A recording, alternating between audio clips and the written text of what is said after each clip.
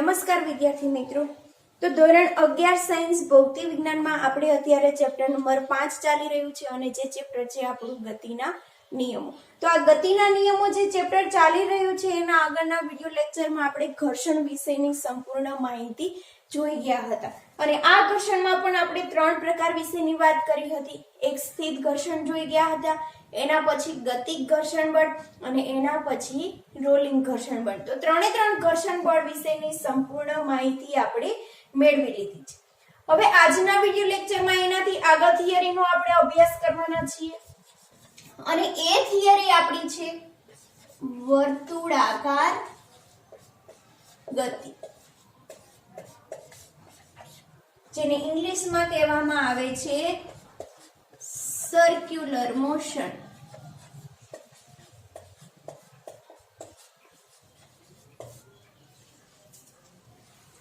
તો વર્તુળાકાર ગતિનો અભ્યાસ આજના વિડિયો લેક્ચરમાં આપણે કરીશું।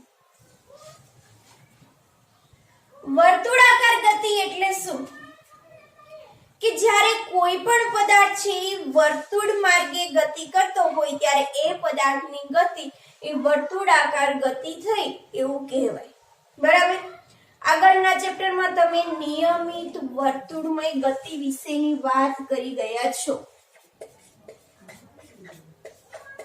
નિયમિત વર્તુળમય ગતિ કે જેની થિયરી તમારે આગળના ચેપ્ટરમાં આવી ગઈ છે, ચોથા ચેપ્ટરમાં લગભગ આવી ગઈ છે, આ ચોથા ચેપ્ટરમાં છે, બરાબર। તો આ થિયરીનો તમે સંપૂર્ણપણે અભ્યાસ કરી ગયા છો। તો નિયમિત વર્તુળમય ગતિમાં તમે શું જોયું હતું? નિયમિત વર્તુળમય ગતિ એટલે શું? નિયમિત એટલે કે એની ઝડપ છે એ કેવી રહે? અચળ। અને અચળ ઝડપથી જે પદાર્થ છે એ વર્તુળાકાર માર્ગે ગતિ કરી રહ્યો હોય એ પદાર્થની ગતિને કેવી ગતિ કહેવાય? નિયમિત વર્તુળમય ગતિ। અચળ ઝડપથી વર્તુળાકાર માર્ગ પર ગતિ કરતા પદાર્થની ગતિને નિયમિત વર્તુળમય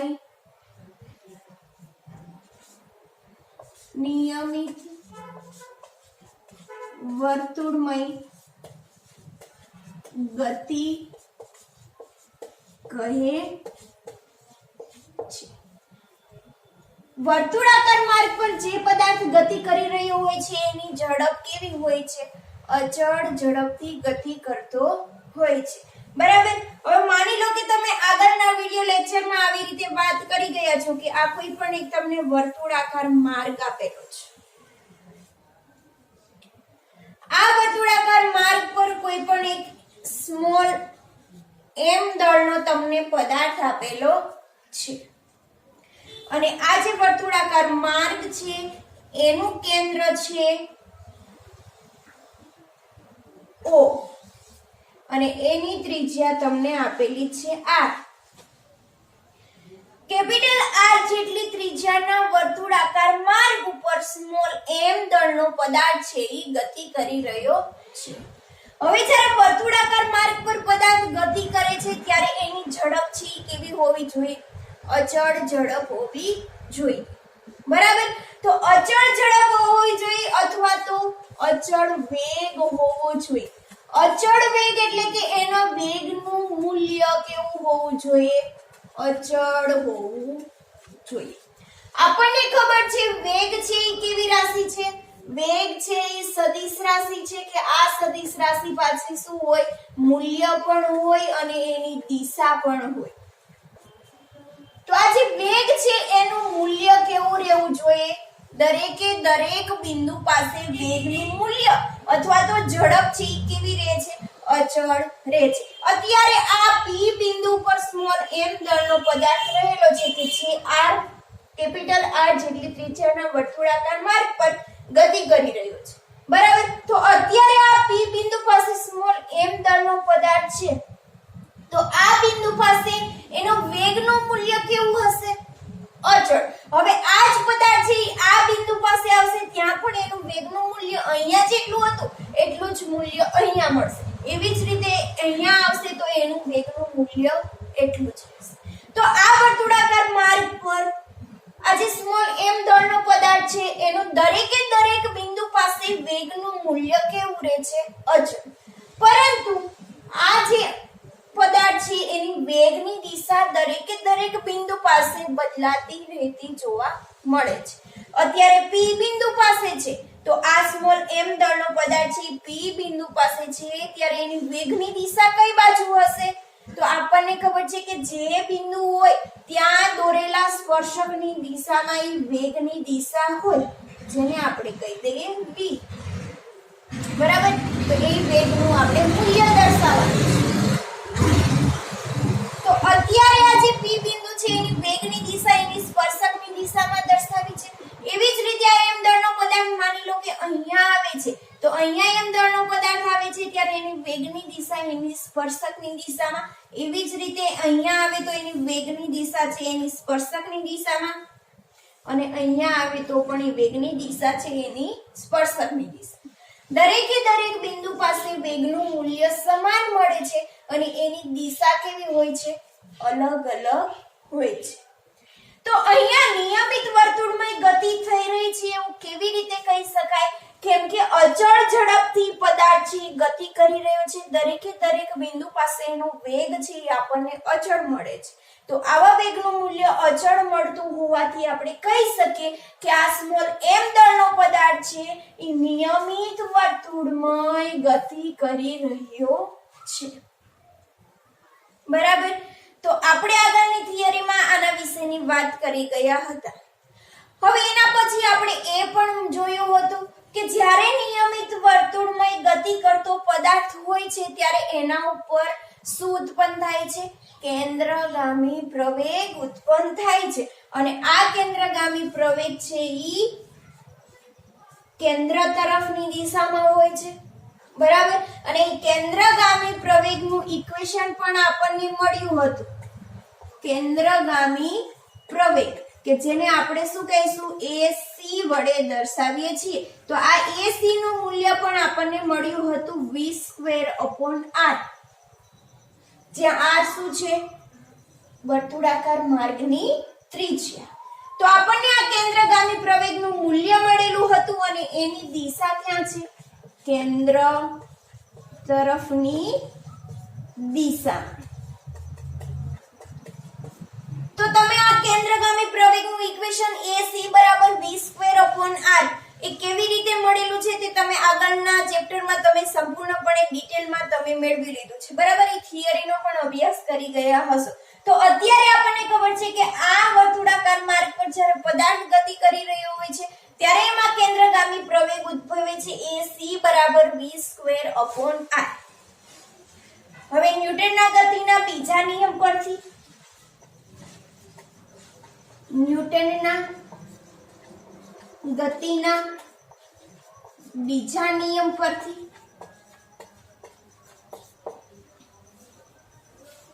ન્યૂટનના ગતિનો બીજો નિયમ શું કહે છે કે માની લો કે આ પદાર્થ છે ગતિ કરી રહ્યો છે, કાંઈક ઝડપથી ગતિ કરી રહ્યો છે તો એમાં શું ઉત્પન્ન થાય છે? પ્રવેગ ઉત્પન્ન થાય છે. કોઈ પણ પદાર્થમાં પ્રવેગ ક્યારે ઉત્પન્ન થાય કે જ્યારે એના ઉપર બળ લાગી રહ્યું હોય ત્યારે જ પ્રવેગ ઉત્પન્ન થાય. બરાબર? તો ન્યૂટનના ગતિના બીજા નિયમ પરથી અહીંયા પ્રવેગ કેટલો ઉદ્ભવે છે? AC સદિશ એટલો કેન્દ્રગામી પ્રવેગ ઉદ્ભવે છે. તો એના ઉપર કંઈક બળ લાગી રહ્યું હશે ત્યારે જ એમાં કેન્દ્રગામી પ્રવેગ ઉત્પન્ન થતો હશે. તો આપણે ન્યૂટનના ગતિનો બીજો નિયમ જાણીએ છીએ. F સદિશ બરાબર શું થાય છે?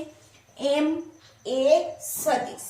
હવે અહીંયા જે પ્રવેગ ઉદ્ભવ્યો છે એ કયો છે? કેન્દ્રગામી પ્રવેગ છે. તો આપણે એને AC વડે દર્શાવીશું. કેન્દ્રગામી પ્રવેગ વડે ઉદ્ભવ્યો છે તો એના દ્વારા જે બળ લાગતું હશે એ બળને પણ આપણે શું નામ આપીશું?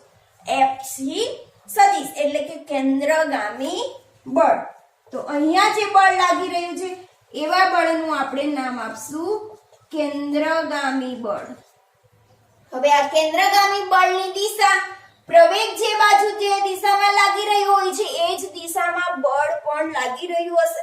બરાબર? તો આ બંનેની દિશા સમાન છે તો અહીંયા કેન્દ્રગામી બળની દિશા પણ ક્યાં હશે? કેન્દ્ર તરફની દિશામાં. તો કેન્દ્ર તરફની દિશામાં કેન્દ્રગામી બળ લાગી રહ્યું હશે અને એનું મૂલ્ય મળે છે FC સદિશ બરાબર MAC સદિશ. બરાબર. તો આ જે કેન્દ્રગામી બળ લાગી રહ્યું છે, કેન્દ્રગામી બળનું મૂલ્ય શું થશે?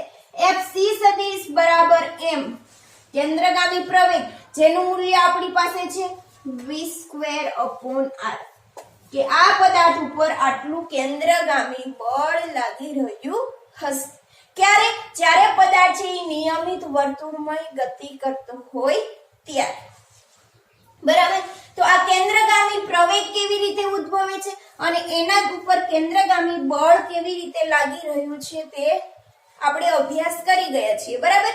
અત્યારે થોડુંક આપણે રિવાઇઝ કરી લીધું છે.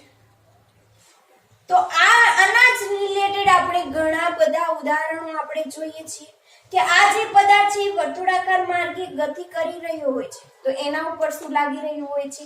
કેન્દ્રગામી બળ લાગી રહ્યું હોય છે. અને કેન્દ્રગામી બળ લાગી રહ્યું છે એના કારણે જ આ પદાર્થ છે નિયમિત વર્તુળમય ગતિ કરી રહ્યો છે અને ત્યાં તે ટકી શકે છે.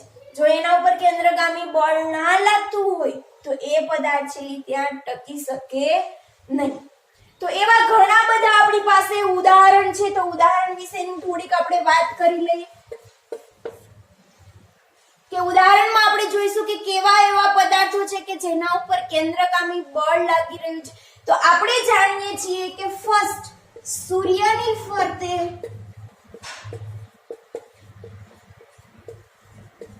ઘણા બધા ગ્રહો કે જે વર્તુળાકાર માર્ગે ગતિ કરી રહ્યા છે. બરાબર. હવે આ સૂર્યની ફરતે ઘણા બધા ગ્રહો છે વર્તુળાકાર માર્ગે ગતિ કરી રહ્યા છે, એટલે એ ગ્રહો છે જે કક્ષામાં પરિભ્રમણ કરી રહ્યા છે એ જ કક્ષામાં ત્યાં ટકી રહે છે. કેમ? કારણ કે એના ઉપર કેન્દ્રગામી બળ લાગી રહ્યું હશે અને આ કેન્દ્રગામી બળ જે લાગી રહ્યું છે કોના દ્વારા પૂરું પાડવામાં આવે છે? તો પૃથ્વી સૂર્યનું જે ગુરુત્વાકર્ષણ બળ છે એ ગુરુત્વાકર્ષણ બળ દ્વારા કેન્દ્રગામી બળ છે એ પૂરું પાડવામાં આવે છે. બરાબર. હવે એવી જ રીતે એક બીજું ઉદાહરણ આપણે ધ્યાનમાં લઈએ તો આપણને ખબર છે કે ન્યુક્લિયસની ફરતે ઇલેક્ટ્રોન છે એ વર્તુળાકાર માર્ગે ગતિ કરી રહ્યા છે. ન્યુક્લિયસમાં પ્રોટોન અને ન્યુટ્રોન આવેલા છે અને ઇલેક્ટ્રોન છે એ ફરતી કક્ષામાં વર્તુળાકાર ગતિ કરે છે. તો ન્યુક્લિયસની ફરતે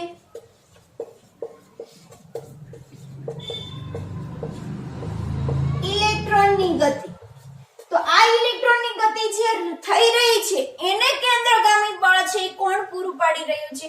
તો આ ન્યુક્લિયસ દ્વારા ઉત્પન્ન થતું વિદ્યુતીય બળ. બરાબર. તો આ ન્યુક્લિયસ દ્વારા જે વિદ્યુતીય બળ ઉત્પન્ન થાય છે એ વિદ્યુતીય બળ છે એ ઇલેક્ટ્રોનને કેન્દ્રગામી બળ છે પૂરું પાડી રહ્યું છે અને એના કારણે જ ઇલેક્ટ્રોન છે વર્તુળાકાર કક્ષામાં ગતિ કરી રહ્યો છે. હવે એના પછી આપણે એક ત્રીજું ઉદાહરણ ધ્યાનમાં લઈએ કે માની લો કે કોઈ પણ વાહન છે વર્તુળાકાર માર્ગે ગતિ કરી રહ્યું છે.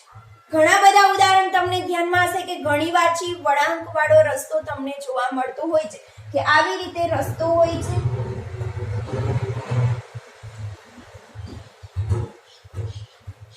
બરાબર. હવે આ વળાંકવાળો જે રસ્તો તમને આપેલો છે તો આ વળાંકવાળા રસ્તા ઉપર માની લો કે કોઈ પણ એક વ્હીકલ છે ગતિ કરી રહ્યું છે, તો આ વ્હીકલનું કેન્દ્રગામી બળ છે પૂરું પાડી રહ્યું હશે. બરાબર. કે જ્યારે વાહન છે ટર્ન લઈ રહ્યું હોય છે ત્યારે એના ઉપર જરૂરી કેન્દ્રગામી બળ લાગી રહ્યું છે કે જો આ વળાંક એક આવેલો છે તો ત્યાં તમે એક વર્તુળ વિચારી લો. બરાબર. તો અહીંયાથી અહીંયા કેન્દ્રગામી બળ છે પૂરું પાડવામાં આવે છે કે જેના કારણે આ વાહન છે વર્તુળ ગતિ કરી રહ્યું છે. તો આવું જ વર્તુળ ગતિ વાહનને વર્તુળાકાર માર્ગ પર ગતિ કરવા માટે કેન્દ્રગામી બળ છે કોણ પૂરું પાડે છે? તો ઘર્ષણ બળ અહીંયા પૂરું પાડશે. તો અહીંયા લખી દઈએ ચોથું ઉદાહરણ, વર્તુળાકાર માર્ગ પર વાહનની ગતિ કે એના માટે કેન્દ્રગામી બળ છે એ કોણ પૂરું પાડશે? ઘર્ષણ બળ. એના પછી આપણે ચોથું ઉદાહરણ ધ્યાનમાં લઈએ તો ઘણીવાર તમે જોયું હશે કે એક દોરી જોડે તમે એક પથ્થર બાંધી અને પછી ગોળ ગોળ ઘુમાવતા હોય છે, બરાબર? તો આ જે પથ્થર છે એ ગોળ ગોળ ઘૂમી રહ્યો છે તો એના ઉપર પણ જરૂરી કેન્દ્રગામી બળ લાગતું હોય અને એના કારણે છે એ પથ્થર પોતાની વર્તુળાકાર ગતિ કરતો હોય છે. તો આ જે દોરી સાથે જે પથ્થર બાંધેલો છે એ પથ્થરની વર્તુળાકાર ગતિમાં કેન્દ્રગામી બળ છે એ કોના દ્વારા પૂરું પાડવામાં આવે છે? તો દોરીના તણાવ બળ દ્વારા એના ઉપર કેન્દ્રગામી બળ પૂરું પડે છે અને એના કારણે જે આ પથ્થર છે એ વર્તુળાકાર માર્ગે ગતિ કરી રહ્યો હોય છે. તો ચોથું ઉદાહરણ, દોરીના છેડે બાંધેલ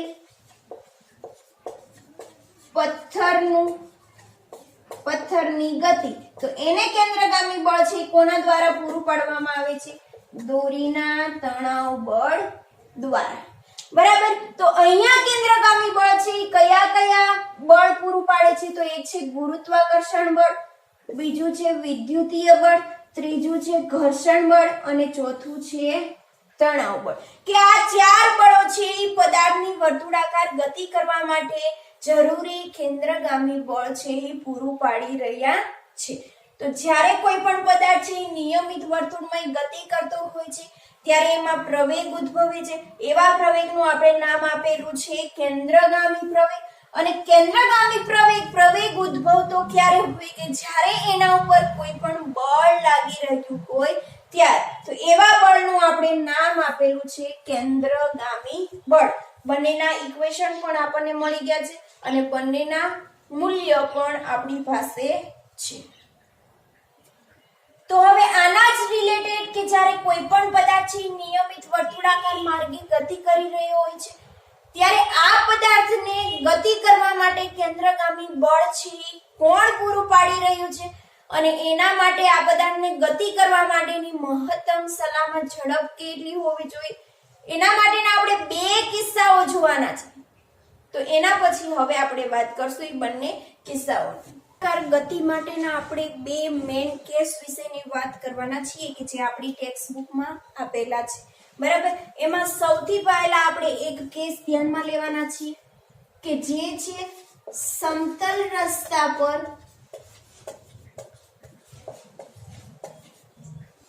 વાહનની ગતિ અથવા તો સમતલ વક્રાકાર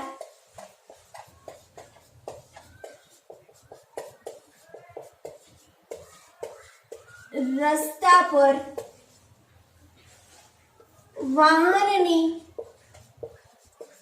મહત્તમ સલામત ઝડપ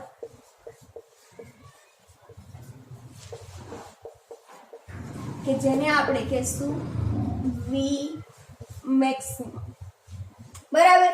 તો એક આપણને આ કેસ આપેલો છે કે સમતલ રસ્તો આપેલો છે અને એના ઉપર કોઈ પણ વાહન છે ગતિ કરી રહ્યું છે અથવા તો જે આ સમતલ વક્રાકાર રસ્તા ઉપર જે વાહન ગતિ કરી રહ્યું છે તો એના માટેની મહત્તમ સલામત ઝડપ કે વી મેક્સિમમ કેટલી હશે?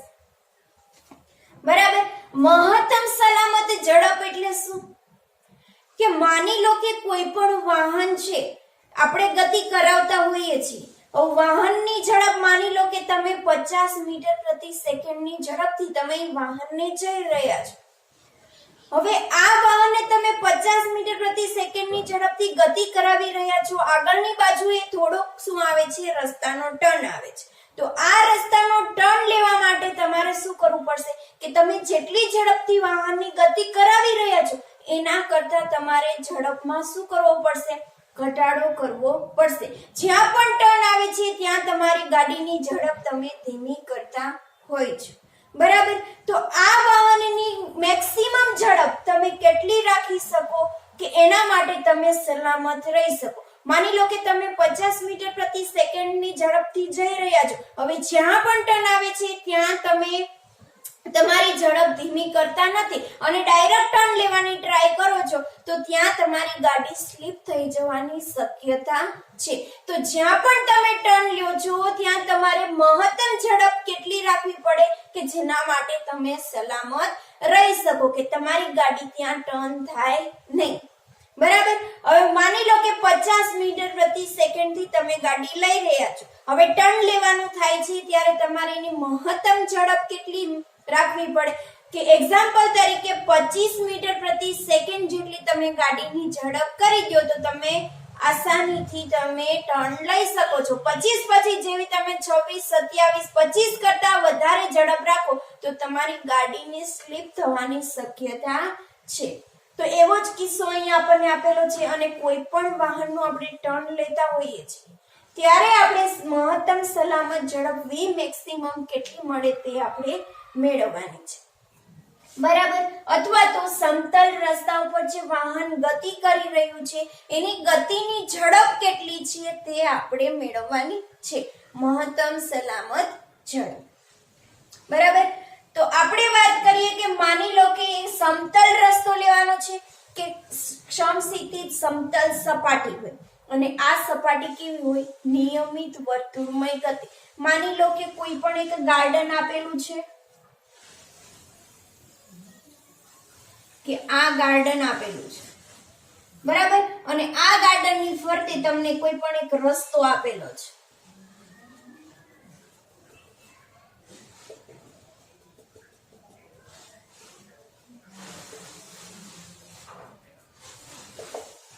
તો આ તમને એક ગાર્ડનની ફરતે એક રસ્તો આપેલો છે અને આ રસ્તા ઉપર તમારે શું કરવાનું છે વાહનની ગતિ કરાવવાની છે. તો વાહનની ગતિને ટર્ન લેવા માટે તમારે મહત્તમ સલામત ઝડપ કેટલી જોઈશે તેનું ઇક્વેશન તમારે મેળવવાનું છે.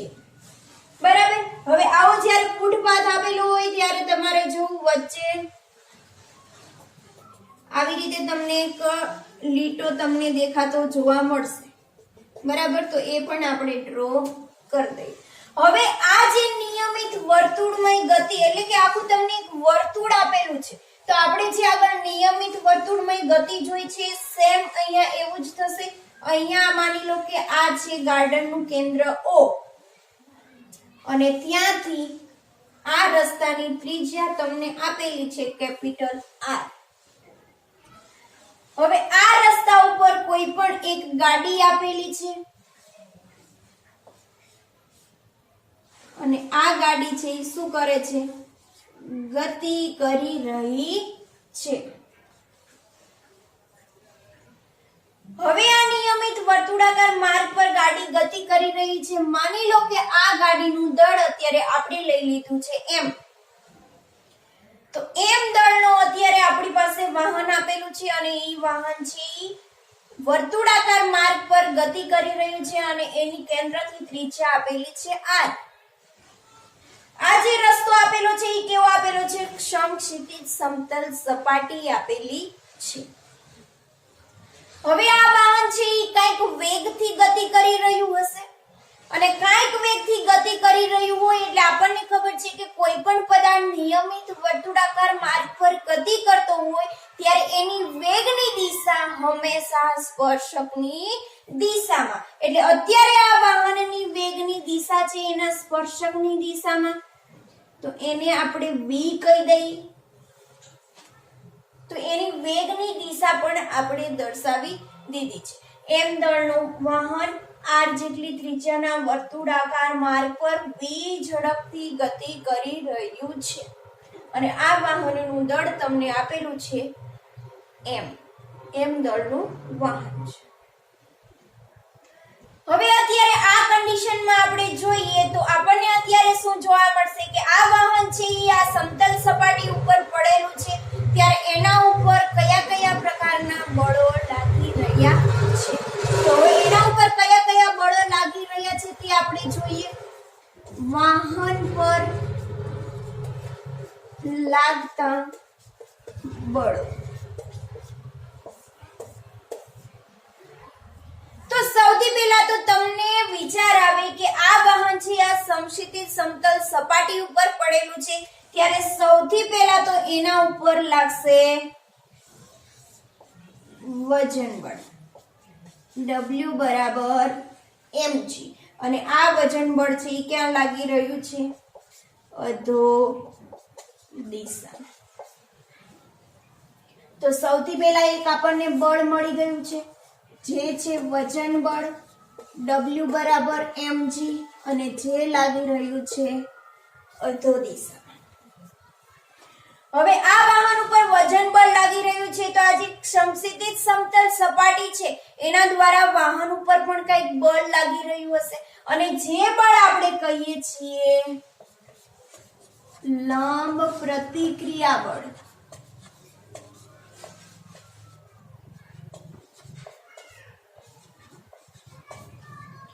તો અહીંયા એક બીજું બળ લાગી રહ્યું છે લંબ પ્રતિક્રિયા બળ જેને n વડે દર્શાવીશું અને આ જે બળ લાગી રહ્યું છે એ ક્યાં લાગી રહ્યું છે ઉધ્વ દિશા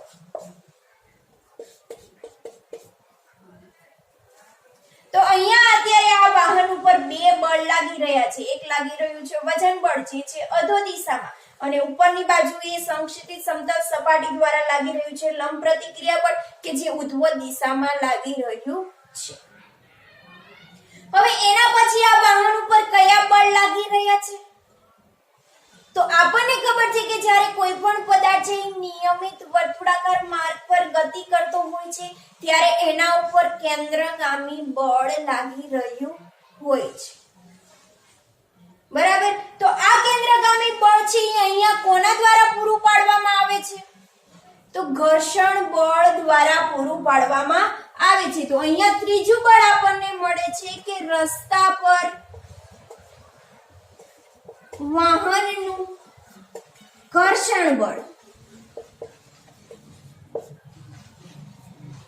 હવે અહીંયા છે રસ્તા ઉપર વાહનનું ઘર્ષણ બળ લાગી રહ્યું છે તો તમને અહીંયા વિચાર આવે કે ઘર્ષણ બળ તો આપણે 3 જોઈ ગયા સૌથી પહેલા તો સ્થિત ઘર્ષણ બળ તો અહીંયા સ્થિત ઘર્ષણ બળ ક્યારે ઉદ્ભવે કે જ્યારે કોઈ પણ પદાર્થ છે એના ઉપર બળ લગાડવામાં આવે છે છતાં પણ એ પદાર્થ છે એ શું કરે છે સ્થિર સ્થિતિમાં રહે છે કેમ કારણ કે એની વિરુદ્ધ દિશામાં એવું કંઈક સ્થિત ઘર્ષણ બળ લાગી રહ્યું છે કે જે કોઈ પણ પદાર્થ છે એની અપેક્ષિત ગતિ જે થઈ રહી છે એનો શું કરે છે વિરોધ કરે છે ત્યારે એ પદાર્થ છે ત્યાં સ્થિર અવસ્થામાં રહી શકે તો અહીંયા તમને વિચાર આવે કે આ ટાયર છે એ ગતિ કરી રહ્યા છે તો એ કઈ સ્થિર અવસ્થામાં નથી માટે અહીંયા સ્થિર ઘર્ષણ બળ તો લાગતું હશે નહીં બીજું વિચાર ગતિક ઘર્ષણ બળ તો ગતિક ઘર્ષણ બળ તો અહીંયા આવશે નહીં કેમ કે ટાયરનું કોઈ પણ એક બિંદુ છે એ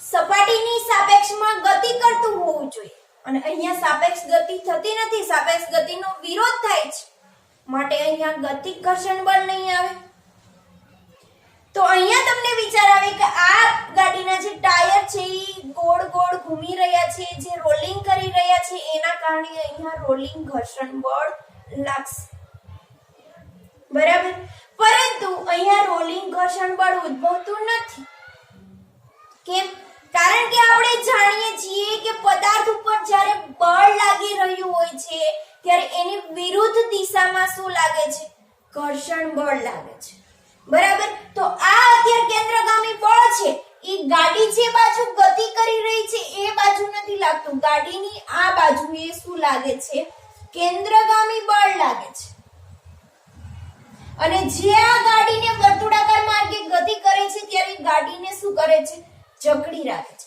જો આ કેન્દ્રગામી બળ છે ગાડી ઉપર ના લાગતું હોય તો ગાડી છે એ સીધી આ દિશામાં શું થઈ જશે સ્લીપ થઈ જશે બરાબર તો આ ગાડી જે આ બાજુ સ્લીપ થાય છે ગાડીની અપેક્ષિત ગતિ છે એ આ બાજુ થઈ રહી છે હવે અપેક્ષિત ગતિ આ બાજુ હોય તો આ અપેક્ષિત ગતિ જે થઈ રહી છે એની વિરુદ્ધ દિશામાં શું લાગી રહ્યું હોય છે ઘર્ષણ બળ લાગી રહ્યું છે અને અપેક્ષિત ગતિનો એ શું કરે છે વિરોધ કરે છે તો આ જે અપેક્ષિત ગતિ થઈ રહી છે એનો વિરુદ્ધ દિશામાં જે બળ લાગી રહ્યું છે એ ઘર્ષણ બળની આપણે વાત કરવાની છે તો ટાયર છે તો આમ આગળની બાજુએ ગતિ કરી રહ્યા છે અને આ બળ છે એ આમ લાગી રહ્યું છે, કેન્દ્રગામી બળ આ બાજુ લાગે છે, અપેક્ષિત ગતિ આ બાજુ છે, એની વિરુદ્ધ દિશામાં આ બળ લાગી રહ્યું છે. માટે ટાયર ઉપર આવી રીતે તમને આ દિશામાં જે બળ લાગી રહ્યું છે એ તો શું કરે છે કે આ સપાટી સાથે જકડીને જ રહે છે. બરાબર. ટાયર છે આ કેન્દ્રગામી બળ જે લાગી રહ્યું છે એ આ પદાર્થને શું કરે છે, સમક્ષિતિજ સમતલ સપાટી છે એની સાથે જકડી રાખવાનું મેઇન કામ કરે છે. તો આ વાહન છે આ સમક્ષિતિજ સપાટી ઉપર જકડી રહે છે, માટે એના ઉપર જે બળ લાગી રહ્યું છે, ઘર્ષણ બળ કે જે અપેક્ષિત ગતિ થઈ રહી છે, સ્લીપ જે બાજુ વહન થઈ રહ્યું છે એનો વિરોધ કરે છે અને એ વાહનને આ સપાટી ઉપર જકડી રાખે છે. એટલે આ બાજુ જે બળ લાગી રહ્યું છે એવા ઘર્ષણ બળનું આપણે નામ આપેલું છે સ્થિર ઘર્ષણ બળ. બરાબર. અપેક્ષિત ગતિની વિરુદ્ધ દિશામાં બળ લાગે છે કે જેના કારણે વાહનને રસ્તા સાથે જકડી રાખે છે અને આ જકડી રાખતું જે ઘર્ષણ બળ લાગે છે એવાને આપણે કહીશું સ્થિર ઘર્ષણ બળ. માટે અહીંયા જે ઘર્ષણ બળની વાત થઈ છે એ કયું ઘર્ષણ બળ આવશે? સ્થિર ઘર્ષણ બળ આવશે. ગતિક ઘર્ષણ પણ નહીં આવે અને રોલિંગ ઘર્ષણ બળ પણ નહીં આવે. બરાબર. તો અહીંયા એક બીજું રસ્તા પર વાહનનું ઘર્ષણ બળ જે લાગી રહ્યું છે જે છે સ્થિર ઘર્ષણ બળ. હવે આ સ્થિર ઘર્ષણ બળ છે કઈ બાજુ લાગી રહ્યું છે? સમક્ષિતિજ જે સમતલ સપાટી છે એની સમાંતર દિશામાં. બરાબર. તો અહીંયા લખી દઈએ સમક્ષિતિજ સમતલ સપાટીની સમાંતર દિશા કે જે આપણે એરો વડે દર્શાવીએ તો આ બાજુ દર્શાવી દે. તો અત્યારે જે વાહન છે નિયમિત વર્તુળાકાર માર્ગ પર ગતિ કરી રહ્યો છે ત્યારે એના ઉપર ત્રણ બળો લાગી રહ્યા છે. એક છે વજન બળ જે નીચેની બાજુએ અધો દિશામાં લાગે છે, લંબ બળ છે જે ઉપરની બાજુએ ઉધ્વ દિશામાં લાગે છે અને રસ્તા ઉપર વાહનનું ઘર્ષણ બળ કે જે સ્થિર ઘર્ષણ બળ કઈ બાજુ લાગી રહ્યું છે? કેન્દ્રગામી બળની દિશામાં છે. બરાબર. તો અહીંયા જે સ્થિર ઘર્ષણ બળ લાગી રહ્યું છે એનું મૂલ્ય અને કેન્દ્રગામી બળ બંનેનું મૂલ્ય સમાન થશે ત્યારે જ આ જે વાહન છે આ રસ્તા ઉપર ટકી શકશે. નહીં તો આ વાહન છે બહારની બાજુએ ફેંકાઈ જાય. બરાબર. કે વાહન બહારની બાજુએ સ્લીપ ખાઈ જશે. તો આ બંને બળોના મૂલ્ય કેવા થશે? સમાન. માટે FC બરાબર શું થશે? FS. હવે FC એટલે કેન્દ્રગામી બળનું મૂલ્ય કેટલું થશે? mv²/r.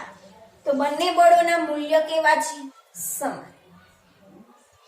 હવે આપણે જોઈએ કે ઉધ્વ દિશામાં ગાડી છે એ ઉધ્વ દિશામાં અથવા તો અધો દિશામાં પ્રવેગ ઉત્પન્ન થાય છે. જે દિશામાં પ્રવેગ ઉત્પન્ન થાય એ દિશામાં ગાડી ગતિ કરતી હોય, ગાડી ઉપર નીચે થતી નથી. માટે ઉધ્વ દિશામાં કોઈ પણ પ્રકારનો પ્રવેગ નથી, અધો દિશામાં કોઈ પણ પ્રકારનો પ્રવેગ નથી. તો અહીંયા ઉધ્વ દિશામાં પ્રવેગ નથી. તો ઉધ્વ દિશામાં પ્રવેગ ન હોવાથી ગાડી ઉપર નીચે ગતિ કરતી નથી. તો ઉપરની બાજુએ જે બળ લાગી રહ્યું છે એના માઈનસ શું થશે? અધો દિશામાંનું બળ એટલે કે n - mg = શું થઈ જશે? 0. તો n બરાબર શું થઈ જશે? mg. કે બંને બળોના મૂલ્ય કેવા થાય છે? સમાન. કે જેના કારણે પદાર્થ છે સ્થિર જકડાઈ રહે છે. હવે જેટલું કેન્દ્રગામી બળ લાગી રહ્યું છે એના મૂલ્ય જેટલું સ્થિર ઘર્ષણ બળ લાગી રહ્યું છે. માટે FC બરાબર FS બરાબર mv²/r. કે અહીંયા જે ઘર્ષણ બળ લાગી રહ્યું છે એ અપેક્ષિત ગતિનો વિરોધ કરે છે. હવે અહીંયા જો સ્થિર ઘર્ષણ બળ લાગી રહ્યું છે તો સ્થિર ઘર્ષણ બળનું ઇક્વેશન આપણને ખબર છે Fs બરાબર શું થાય છે? μs * n. કે સ્થિર ઘર્ષણ બળ છે એ લંબ બળના સમપ્રમાણમાં છે. બરાબર, એટલે fs બરાબર શું થાય છે mu sn અને n બરાબર શું થઈ જશે mg. તો fs બરાબર તમને શું મળ્યું mu s mg. આપણે શું મેળવવાનું છે મહત્તમ સલામત ઝડપ v maximum. હવે આ જો પદાર્થ ઉપર જે કેન્દ્રગામી બળ લાગી રહ્યું છે કેટલું છે mv²/r. તો આ જે કેન્દ્રગામી બળ લાગી રહ્યું છે તે fc બરાબર mv²/r. તો આ જે કેન્દ્રગામી બળ લાગી રહ્યું છે એનું મૂલ્ય કેટલું હોવું જોઈએ મહત્તમ સ્થિત ઘર્ષણાંક જેટલું, એટલે કે fs મેક્સિમમ જેટલું હોવું જોઈએ કાં તો એના કરતા ઓછું હોવું જોઈએ. જો મહત્તમ સ્થિત ઘર્ષણાંકનું મૂલ્ય એના જેટલું મૂલ્ય કેન્દ્રગામી બળનું મૂલ્ય હોવું જોઈએ કાં તો એના કરતા ઓછું હોવું જોઈએ. જો કેન્દ્રગામી બળનું મૂલ્ય મહત્તમ સ્થિત ઘર્ષણાંક કરતા વધી જાય તો પછી આ ગાડી છે એ શું થઈ જશે સ્લીપ ખાઈ જશે. તો અહીંયા કેન્દ્રગામી બળ બરાબર શું થશે મહત્તમ ઘર્ષણ બળ સ્થિત ઘર્ષણ બળ બરાબર. તો mv²/r less than equal to fs maximum. તો fs મેક્સિમમ એટલે શું થશે mu s m * g. આપણે મેળવવાની છે મહત્તમ સલામત ઝડપ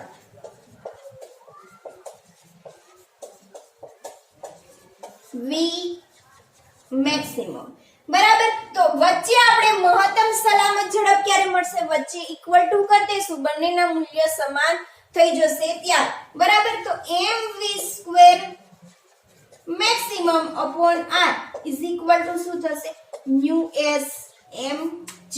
બંને બાજુ m કેન્સલ તો v² maximum બરાબર શું થશે mu s r into g.